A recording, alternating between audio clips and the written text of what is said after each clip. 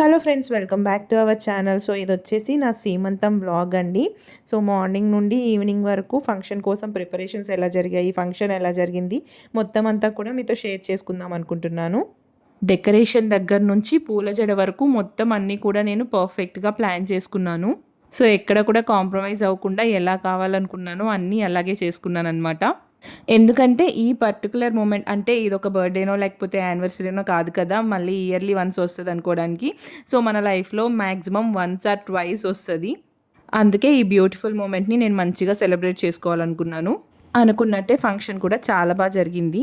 ఇంకా మార్నింగ్ నుంచి సీమంతం ప్రిపరేషన్స్ కూడా స్టార్ట్ అయిపోయాయి.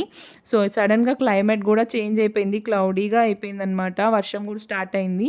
ఎక్కడ ఈవినింగ్ ఫంక్షన్కి ఇబ్బంది అయిపోద్దాం అనుకున్నాను, బట్ ఆఫ్టర్నూన్ వరకు పడి ఆగిపోయింది వర్షం. సో ఎండ లేకుండా చల్లగా పని చేసుకోవడానికి కూడా చాలా బాగుంది.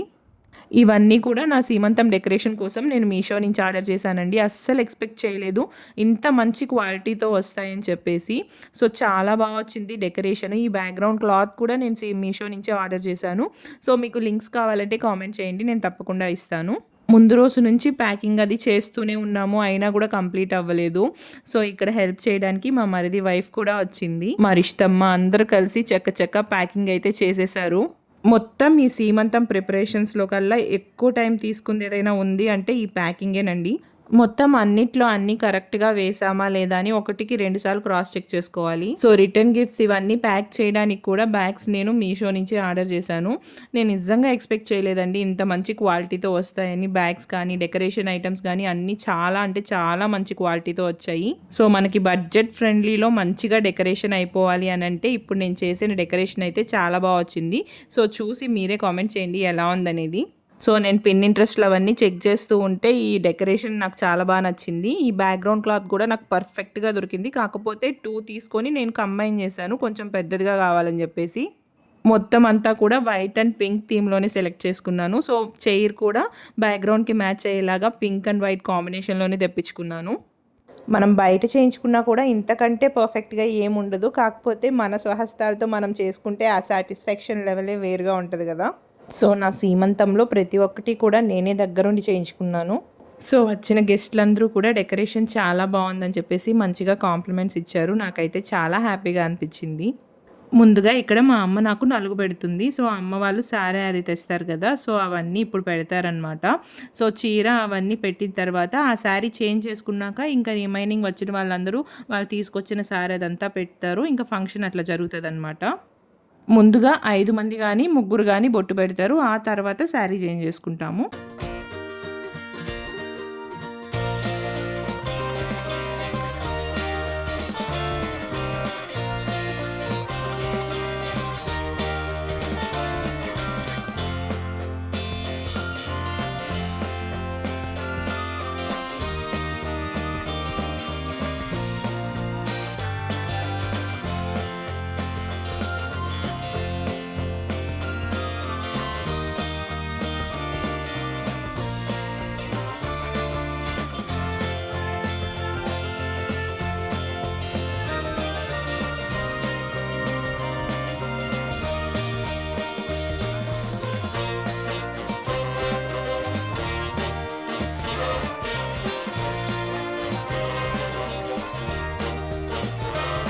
నేను కట్టుకున్న 2 శారీస్లో నాకు ఏది బాగా సూట్ అయిందో కామెంట్స్లో చెప్పండి గైస్. ఫస్ట్ ఈ శారీ కట్టుకున్నప్పుడు నాకు అంత బాగా సూట్ అవ్వదేమో అనిపించింది కలర్ చూసాక, బట్ కట్టుకున్న తర్వాత నాకు బాగానే అనిపించింది. నేను ఎక్కువగా బ్రైట్ కలర్సే ఇష్టపడతాను, బట్ ఫస్ట్ టైం కొంచెం డిఫరెంట్గా ట్రై చేద్దామని చెప్పేసి ఈ కలర్స్ తీసుకున్నాను. ఈ మాల చూసారా గైస్, దీనికోసం అయితే నేను ఒక మినీ సైజ్ యుద్ధమే చేశాను. ఎందుకంటే నా ఫస్ట్ సీమంతం అప్పుడు నేను కంప్లీట్గా రోసెస్తో నాకు మాల కావాలని చెప్పాను. నేను చెప్పింది వాళ్ళు అక్కడ ఎలా కన్వే చేశారో నాకు తెలియదు కానీ సో అసలు బాగానే రాలేదన్నమాట. నేను ఎక్స్పెక్ట్ చేసినట్లే లేదు, చాలా డిసప్పాయింట్ అయ్యాను అప్పుడు. ఈసారి అలా కాకూడదని చెప్పేసి మా వారిని పంపించి మరి మార్కెట్కి అక్కడే ఉండి మాల రెడీ చేసి తీసుకురమ్మని చెప్పాను. సో అక్కడికి వెళ్ళేసరికి తామర పూలతో చేసిన మాల అయితే ఉండిందనమాట. సో నాకైతే పింక్ అండ్ వైట్ కాంబినేషన్లో కావాలి, అది కూడా గులాబీలతోనే కావాలని చెప్పేస్తే వాళ్ళు అప్పటికప్పుడు గులాబీలతో నాకైతే ఈ మాల కట్టి ఇచ్చారు. మా వారు తీసుకొచ్చిన తర్వాత చూస్తే నేనైతే ఎలా అనుకున్నానో అలాగే చాలా బాగా వచ్చింది. ఐఎమ్ వెరీ మచ్ సాటిస్ఫైడ్ ఈసారి. ఇంకా కంటిన్యూగా వచ్చిన గెస్టులు అందరూ బొట్టు పెట్టడం, సారె పెట్టడం, ఫొటోస్ తీసుకోవడం అన్నీ అయిపోయాయి అన్నమాట.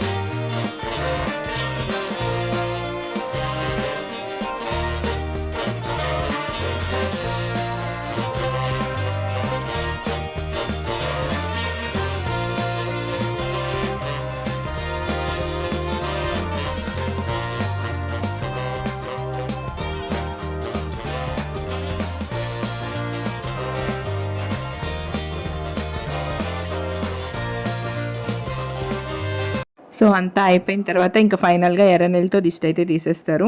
సో అప్పటికే చాలాసేపు కూర్చోవడం వల్ల కాళ్ళు స్వెల్లింగ్ వచ్చేసాయి. ఆల్రెడీ నాకు స్వెల్లింగ్ ఎక్కువగానే ఉన్నింది. ఇంకొంచెం సేపు ఎక్కువ కూర్చోవడం వల్ల ఇంకా స్వెల్లింగ్ వచ్చేసిందనమాట.